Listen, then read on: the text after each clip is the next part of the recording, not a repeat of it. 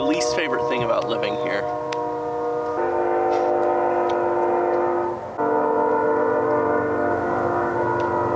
To do it again.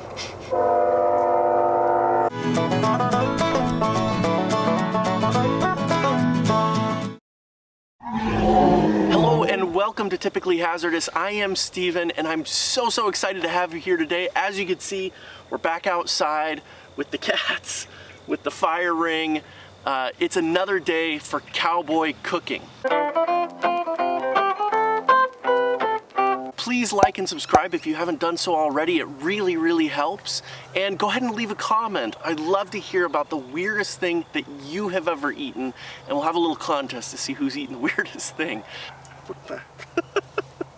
It was like a ladybug. It like hit me in the face as I was talking. Today's a special one because if you saw our last video, you watched me refinish an old piece of cast iron. Well, we're going to be using that to cook with today. And then the other thing that's really special is we are going to be cooking some wild boar. Or wild hogs or wild pigs, whatever you want to call them. They're the feral pigs that run around in Texas. And so we got one a couple of weeks ago and I've been saving the tenderloins. And I'm very excited to cook those today. So let's do it. Okay, so the very first thing that we're gonna do today is get this fire going.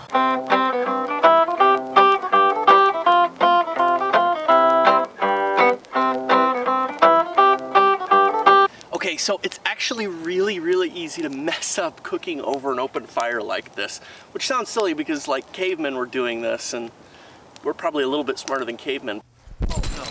Not cool. But we don't do this very often. And so one of the big tricks is to make sure that you don't start too early cooking on this. So right at first when you start a fire, you've got all those little tiny branches and the tinder and the kindling, and it goes just gets a lot of fire really quickly. And it's too hot. You don't want to cook on something like that. So you want to let the fire burn down just a little bit. So now we're on to the bigger fuel logs. And even those are starting to kind of wane in the, you know, the size of their flame and everything. And that's the ideal time to cook. The heat's way more consistent. It's a lot easier to control. It's really difficult and tricky when you throw something on here and it's super hot and you burn the outside and the inside is still raw. So you don't want to do that. So you gotta be patient and let the fire settle just a little bit before you throw anything on. So I threw this grate on here today just because it's a little bit easier to work with, but you can throw your cast iron right on top of the fire. That's totally fine. It's built for that sort of a thing. So when I'm out in the woods, I'll just balance it on a couple of rocks. 3 or 4 rocks usually gets that done for you. But this makes it a lot like you're just cooking on a barbecue, so it's just really easy to do. And so here's the maiden voyage of this newly refinished piece of cast iron.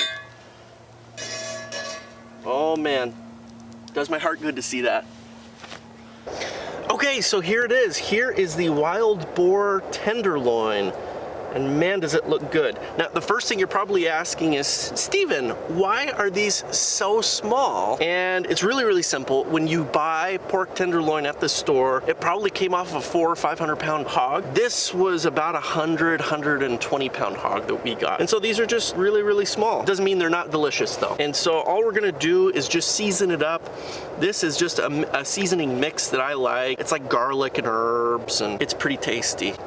But really, most of the flavor is actually gonna come from the smoke of the fire.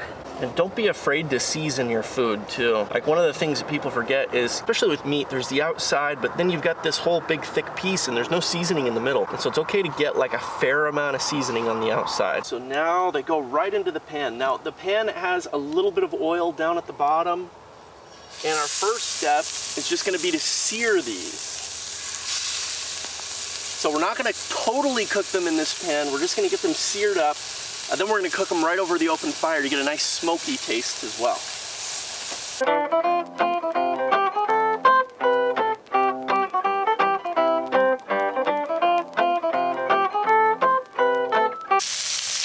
Okay, the next step, this is the one that makes it amazing. Take it out of the pan and into the fire. We're gonna put it right on the coals here. This section where it's a little less hot, and it's gonna do a little bit of flaming up like that as a little bit of the oil comes off. That's okay, but we're just gonna let that thing smoke a little bit.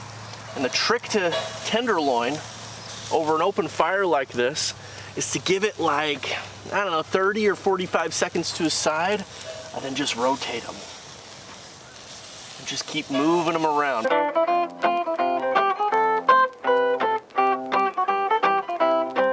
So let's take 1 minute and talk about how you might cook this at home, maybe in your kitchen, or how you might cook it out on the trail if you're really backwoods. So at home, there's a couple of things that I would do differently. I would still cook it on cast iron. I would start there, get a nice sear on it, and then lower the heat and kind of do this same motion where you rotate it. And that's the best way to cook it at home. Season it the way you like. It's even nice to throw a little liquid smoke in there. You can cheat a little bit with that, but it's delightful. It's really, really tasty. If you're on the trail, things get a little bit differently because you can't bring around cast iron. You can't bring around a grate like this. This is not how that works. But what you can do is you can improvise a couple of these same things. So in my pack, I always carry a little bit of aluminum foil. You can cook anything on aluminum foil and put it right into a fire.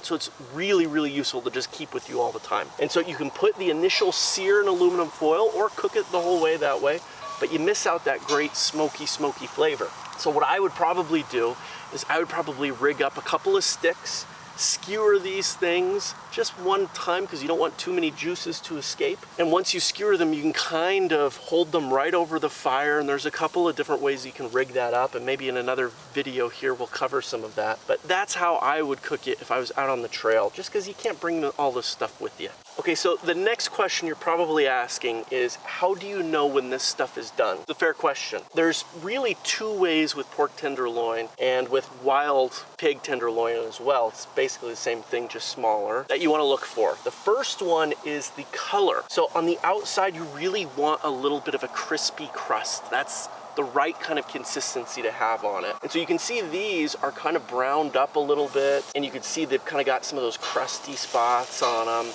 That's great. That's exactly what you want. The other piece is, how does it feel? And this is kind of true for meat generally. You learn to cook meat through just the way that it feels when you press on it. And so tenderloin is really, really similar to like cooking a steak. So when you're cooking like a nice cut of steak, or like, you know, beef tenderloin or filet mignon or something, it's a similar feel that you're going for. So you want a little bit of squish still, but if it's firm, you've overcooked it, right? It's already dead. You don't have to kill it again.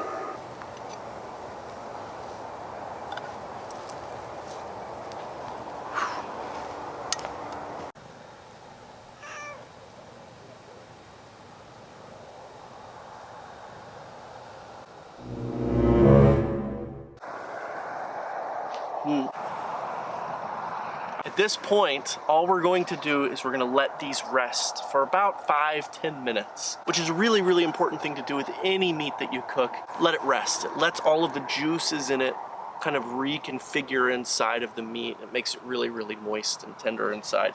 So we're going to give it a few minutes and then we'll cut it open, and I can't wait. Can't wait.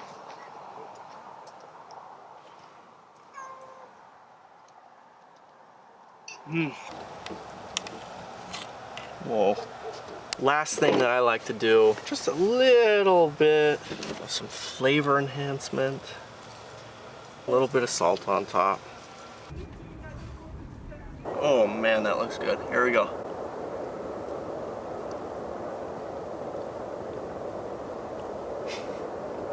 Woo! Oh my goodness. Wow. It just doesn't get better than that. Oh my goodness. You should try some. Really, really good. Ooh, I better have some more. I don't think my family will notice if there's a little extra missing. Wow.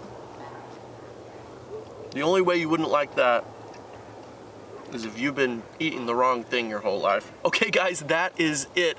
That is so good. It's unreal. There's a cat climbing up the tripod. We've got to do something about these cats. Well, I hope you enjoyed the video today. I sure had a lot of fun doing it, and even more fun eating it. It's time for me to go into dinner and bring this in, and so I will see you next time on Typically Hazardous.